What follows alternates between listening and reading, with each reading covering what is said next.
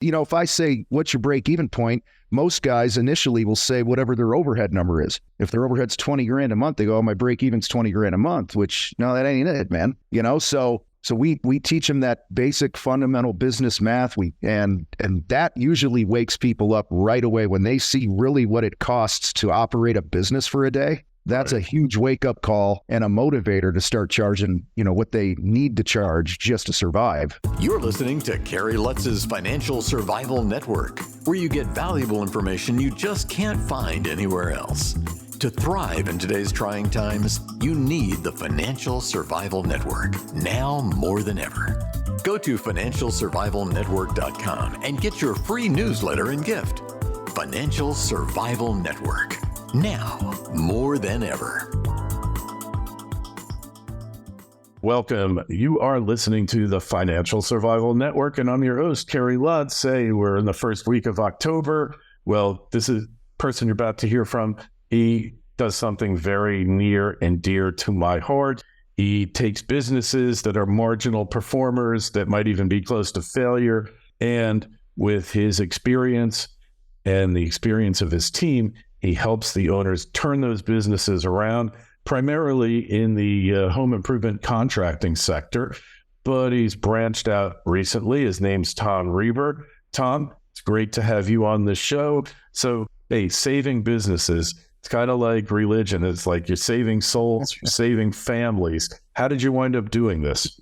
Yeah, well, thanks for having me, Kerry. It's good to be here. So I got out of the Marine Corps several years ago, started working for my uncle who was a painting contractor. Fast forward a few years, I started my own company, residential painting company outside of Chicago. And we were doing about 300 to 400 projects a year. And in 2012, I sold my half of the business, wanted to move out of state and some other things like that. And somebody tapped me on the shoulder and said, hey, will you come speak at a thing for business owners? And I spoke at the thing, and next thing you know, it kind of lit the pilot light in me that I loved helping people win. I'm a coach at heart. I coached high school football for 17 years while I built my companies. And I just love helping people that have a desire to grow and get better to do just that. And so, over the years, it just evolved into what we have now, which is called the Contractor Fight. And we provide education and training and coaching for home improvement contractors, pretty much everything on how to run a great business with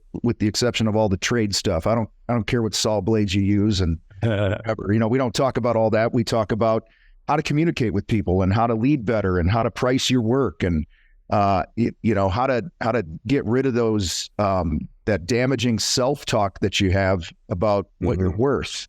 And, I grew up doing everything in my power to get away from the trades because every contractor I knew was broke, tired, and dirty. And all I heard, I'm 54 years old, all I heard was, the trades are a good backup option, but you should go to college and get a real career. And, I literally lived on the opposite side of the tracks. All my friends had doctor and lawyers for dads, and they were always on vacation. So I hated the idea of going into the trades. But then what I've learned is, take the trades away for a couple days in our country and see what happens. Everything will break. Yeah. And so we'll be like China. Yeah. It's just great men and women who are working their tails off. They have hearts of gold, but unfortunately, there's really nothing out there for them that's at a high level to teach them how to run a business. And so we started with a podcast and a YouTube channel several years ago, just educating, just teaching, this is what it means to break even. This is gross profit. This is how to communicate better. And to this day, we produce more free content to help contractors around the world than anybody in the game. That's great. And then those that want to move faster, they tap us on the shoulder and they jump into one of our programs, or they have me come speak to their team or whatever it is. Got it. Proud of what we're doing. Let me ask you, what is the biggest reason why, before you work with these people, why they are not succeeding, why you don't succeed? It's their mindset. Number one, they think it's about the actual craft. Mm-hmm. Now, when you hire a painter, a professional painter, you assume it's going to be painted right. You know what I mean? Yeah. And it usually is. but it's all the things that surround the paint job that make or break the experience. It's the communication, it's the cleanliness. Did you let the dogs out on accident because you weren't paying attention? There's all these different things that happen. And so contractors typically focus on the craft because that's their comfort zone. They worked for somebody else, they started their business, and they know how to build the thing, install the thing, or fix the thing. And they don't understand just the mindset that it takes, that the minute you start your business, you now wear the number one hat of leader and business owner, and your number one job is to market and sell. All right. So you're dealing with people oftentimes who are failing. And I have a saying, in order to own your successes, you first have to own your failures. Are they resistant to taking responsibility for the situation that they're in? Or by the time they get to you, are they so desperate that they will do anything? Yeah, we have a fair amount that are really struggling, but we also have a lot of people that come to us that are winning, but they know there's a next level to winning. And we start everybody. It's funny when you talk about own your failures, we have a thing in the fight here called own your crap. What is the character issue? What is the deep rooted belief that you have, behavior you have that is a character thing that is causing you not to be where you want to be? So for instance, when somebody says, my phone's not ringing, I don't have enough leads coming in, it's more than a marketing problem. Usually they're lazy about building their brand. They haven't put the work in to educate themselves and to be the champion of that. Or if their sales close rate sucks, they're not putting in the work with role plays and learning how to communicate. So success, we find, comes down to the daily small disciplines repeated over and over. Incremental. That. Yeah. Small incremental gain. Yeah. We talk about what are those small little wins that you can stack each and every day that will compound over time, because you're stacking something right now. You just got to be intentional about it, right? And are you stacking in the direction that you want to be going? And so when they come to us, we get them to look in the mirror and just go, okay, how have you personally contributed to where you're at in the business right now? And then let's, from there, we start teaching them things about, what are you worth? What do you need to make? A lot of these guys, they don't even know, right? They don't even know what it, if I say, what's your break even point? Most guys initially will say whatever their overhead number is. If their overhead's 20 grand a month, they go, oh, my break even's 20 grand a month, which no, that ain't it, man. So we teach them that basic fundamental business math. And that usually wakes people up right away when they see really what it costs to operate a business for a day. That's a huge wake up call and a motivator to start charging, what they need to charge just to survive. What they're worth, ideally. Hey, yep. So usually there's numerous reasons why businesses fail. Number one, and I've seen it over and over again, it's happened to me personally. So I'm not speaking, from theory here. Right.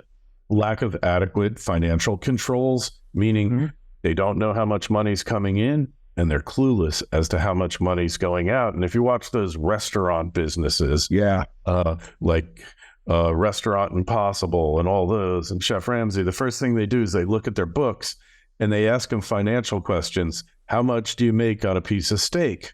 Right. And invariably, they can't answer it. Do you have the same situation with your clients? Oftentimes, they don't know what a job costs, really?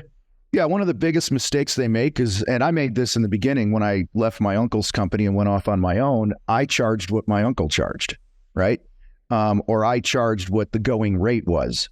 And that's what a lot of business owners do, is they charge based on the going rate, which is ridiculous because 90% of business owners don't know their numbers, right? So there is no going rate. Yeah, right? Yeah. There is no going rate. It's your numbers and your costs and overhead and what your goals are and those types of things. So to help guys with that, we just get them to start what we call job costing, right? You do a project and you pre-job cost it, going, I think this is what it's going to cost. You go do the job, and then you do, a debrief on the other end, going, all right, we thought it was going to take 12 hours to install these couple doors. What did it actually take? We thought the materials were going to cost this. What did it actually cost? And by doing that on a regular basis, that fast tracks a lot of people into profitability within weeks. I mean, we've had people jump in our program doing $300 grand a year. One guy I'm thinking of right now, because I just talked to him the other day, he was doing 300 grand a year. He only paid himself 12 grand. And was, obviously not profitable. Within 1 year, he was doing 2.7 million at a 50% gross profit. Amazing. And then the second year he did 3.4 million. And it started with, number one, job costing, because that's a huge wake-up call. Mm-hmm. Number two, committing to ring the cash register daily. That's another issue that I have with business owners is we get busy. We think, the phone's going to keep ringing. I don't care what industry you're in, and you don't continue to market and build your brand and build relationships and sell. And then you wake up one day and you got no money. So, right. That's a problem. Lack of cost controls also, which is a lack of systems. And then you get into lack of effective marketing, which is branding as well. And then, just the costs. Look, if I told you had to cut 10% out of your monthly spending for your house, for your household, could you do it? Mm-hmm. Yep. Exactly. And most businesses could do it too, but they just don't know where to start. And like you were saying, mindset, you get into that emotional sinkhole, and then it's impossible to get out of it without somebody lending you a hand. Yeah, and that's where community is so important, right? I'm a team guy, Marine Corps, football, those types of things, and there is so much strength when you're with the right community. You can lean on each other, you can kick each other in the butt from time to time when it's needed. And you, as you've been in the game a long time, entrepreneurship's lonely. It's lonely at the top. You might have a spouse that's incredibly supportive that doesn't work in the business, but it's still different. Until you're the one running the business, you really don't understand what that person is going through. Yeah, that's so true. It always looks great, like being a doctor, a lawyer, but until you walk a mile in their shoes, you could forget it. You don't really know what it's about, right? So, hey, 3 tips to anyone who is listening here, besides the fact they should call you and connect with you, but 3 things you could do right now to boost your business, boost your income, and feed your family. Yeah, number one, we call get oxygen. That means take care of you, right? Your business will only be as strong as you are. So take care of your body, take care of your mind, get some rest. It's not selfish. A lot of entrepreneurs put the business first. You got to put yourself first. Yourself, your family, your relationships. Too many entrepreneurs are burning their family to the ground, all in the name of supporting them and providing for them, right? So take care of you. I don't care what it is. There's a million different things you could do, whatever that means to you. Second thing, commit to building your brand. If you want to succeed in business, it's about getting eyeballs. People can't pay you if they don't know who you are. And, and I see this over and over and over where, people win. We call it getting seduced by success, right? You're winning, you're busy, you're making money, and then you take your foot off the gas pedal. You don't brand, you don't build relationships, you don't continue to work on yourself because you feel like, okay, I'm winning now. And we always ask people, how do you show up after you win? That's really going to determine your success. And the third thing is learn how to communicate. I have a book coming out in January called Sell Unafraid, and it's about the unleashing sales success through personal discipline.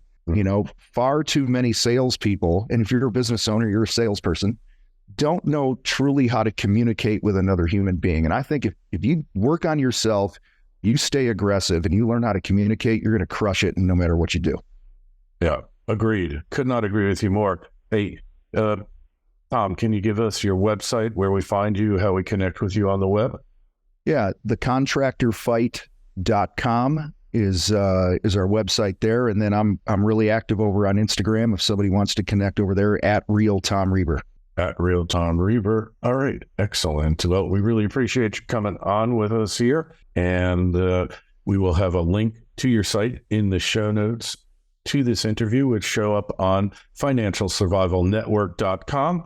Got a question for Tom, myself? Shoot me an email, kl@kerrylutz.com when you're at the site. Sign up for your free newsletter. Tom, been a pleasure. Thanks so much for stopping by. Thanks, Kerry. I appreciate it.